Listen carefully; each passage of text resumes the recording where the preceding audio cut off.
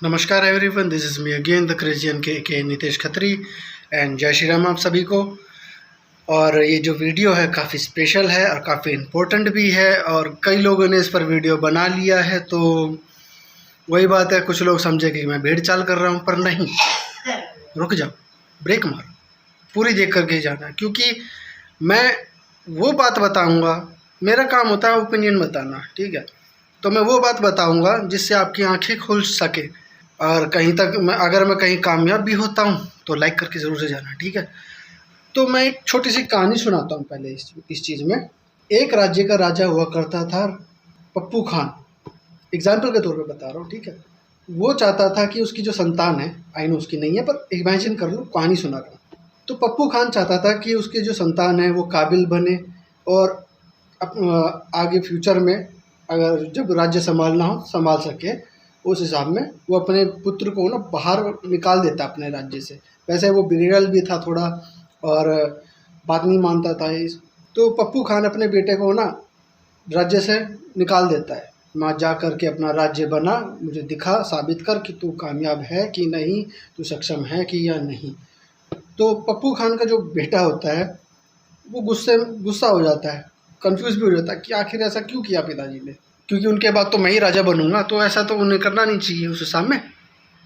फिर वो सोचते सोचते बहुत आगे निकल जाता है। आगे निकलने के बाद फिर उसके दिमाग में एक विचार आता है कि पिताजी को तो यही देखना कि मैं सक्षम हूँ कि नहीं, राज्य बना सकता हूँ अपना या नहीं, उस हिसाब में।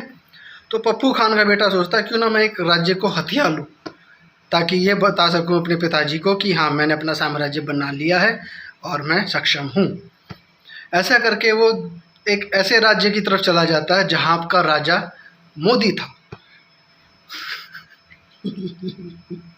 तो उस मोदी के राज्य में जाकर के वहाँ के कुछ ऐसे लोगों को ढूंढता है जो मोदी के खिलाफ थे और उनको खरीद लेता है।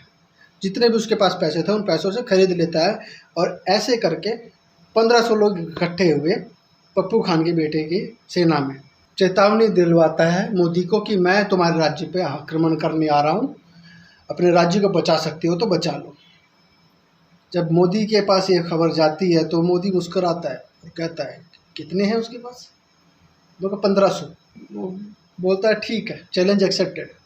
जब युद्ध की तैयारी होती है तो मोदी राजा आता है और बोलता है कि तेरे पास अब भी आखिरी मौका है, बैक ऑफ हो जा और निकल जा मेरे राज्य से, वरना मारा जाएगा। तो पप्पू खान का बेटा बोलता है नहीं, मैं तो तेरा राज्य हथियाने आया हूँ, उससे लड़ाई कर। तो मोदी बोलता है चलो ठीक है, फिर कर लेते हैं युद्ध। पर मोदी की सेना देख करके पप्पू खान के बेटे की वाट लग जाती है, मतलब हवा टाइट हो जाती है, क्योंकि मोदी के राज्य में जो सेना थे, सिर्फ सेना ही नहीं थी, गांव वाले भी लोग भी थे जो युद्ध के लिए तैयार खड़े थे। उसे पता था पप्पू खान को कि हाँ, अब मेरे हारना निश्चित है, पर फिर भी वो लड़ने की कोशिश किया और मारा गया। जो उसने सेना खरीदी थी वो लड़ने में सक्षम नहीं थे। तो कहने का मतलब ये है, जानता हूँ मेरी कहानी थोड़ी घिसी पिटी सी है, तो मेरे कहने का मतलब ये है कि पैसों के दम पर कितने लोग खरीद सकते हैं। ये लोग जो इंडिया के अगेंस्ट में हैं, जो इजराइल के अगेंस्ट में हैं, कितने खरीद सकते हैं ये, और इन्हें लगता है कि ये जीत जाएंगे। अच्छे सपने हैं, पर सपने, मैं ये नहीं कह रहा हूँ कि सपने देखने बुरी बात है, पर ऐसे सपने तो मत देखो जो कभी सच ही ना हो सकते हो। एक इजराइल पर कब्जा, एक भारत पर कब्जा, ठीक है। तो इस मैटर पे मेरे ये वर्ड्स हैं। और रही बात ये सेलिब्रिटीज़ की, ये बिकाऊ हैं और ये बिके हुए हैं। अगर आप इनको इनकी औकात से बढ़कर पैसे दे दोगे ना, तो ये भारत देश को भी क्रिटिसाइज़ करने से दूर नहीं रहेंगे। जो ये शाहरुख खान है, सलमान खान है, जितने भी और हैं नए नए सेलिब्रिटीज़ बने, आलिया भट्ट है और करण जौहर की माँ, मतलब जितने भी हैं ये पैसों के लिए बिक सकते हैं। बॉलीवुड में जितने भी ये स्टार्स हैं, ये वो बंदर हैं, अगर आप इनको जितना पैसा दोगे ये उतना ही ठुमका लगाएंगे। आगे बात समझ में? तो बॉलीवुड में जितने भी सेलिब्रिटीज़ हैं सब बिकाऊ हैं। और ये वहम तो छोड़ दो कि बॉलीवुड में सब देशभक्त है, नहीं है कोई भी देशभक्त। अगर कोई होगा भी तो कोई बात नहीं भाई, अच्छी बात है, वो दिख जाएगा लोगों को। पर जो देशभक्त नहीं है ना, वो भी दिख जाए, वो तो हमेशा ही दिखता है। मेरी वीडियो इतनी ही रहेगी इस मैटर पे। अगर बात अच्छी लगी हो तो लाइक कर देना, आगे तक शेयर कर देना, और उन लोगों को तो ज़रूर से भेज देना जिन्हें ये तक नहीं पता है कि रफ़ा का इजराइल के साथ क्या मैटर है, क्यों फाइट हो रही है। जिनको पता है वो समझदार है, न्यूज़ ज़्यादा देखते हैं, एंड आई एम ग्लैड कि आप न्यूज़ ज़्यादा देखते हो, ठीक है। जो न्यूज़ नहीं देखते हैं, छपरियों की वीडियोस देखते हैं, like German shepherd, hello German shepherd की ऑडियंस, छोड़ो। मतलब जो छपरी यूट्यूबर्स हैं, जो देश के विरोध में रहते हैं और करंट गवर्नमेंट के विरोध में रहते हैं, उनकी बातों पर तो यकीन बिल्कुल से भी मत करना, और देश से जुड़े रहो, ठीक है। और जो सही है उसका साथ देना शुरू कर दो, क्योंकि गलत का साबित करोगे तो नुकसान में ही जाओगे। चलता हूँ, आज के लिए बस इतना ही। और हाँ, मैं रफ़ा का थोड़ा सा एग्जांपल दे देता हूँ। जो गाज़ा पट्टी के जो आतंकवादी थे ना, उनमें से कुछ रफ़ा भाग गए थे ताकि वो रफ़ा वालों को अपने मतलब साइड कर सकें। और जब उन्होंने मिसाइल ने फेंकी और वो जानते थे कि इजराइल काउंटर अटैक करेगा, उसके बावजूद भी रफ़ा से उन पर मिसाइल छोड़ी गई इजराइल वालों पर। और इजराइल वालों ने जब अटैक किया तब उन्होंने विक्टिम कार्ड खेलना शुरू कर दिया कि देखो हमारे ऊपर है ना इजराइल वालों ने अटैक कर दिया है, हमारे लोगों को मार रहे हैं। ये है कहानी।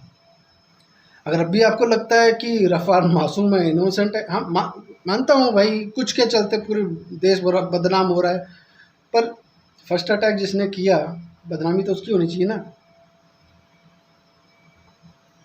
और रही बात आतंकियों की, उनकी तो आदत ही है बेगुनाहों को मारना, और जब बात उन पर आती है तो वो खुद बेगुनाह बनने की कोशिश करते हैं।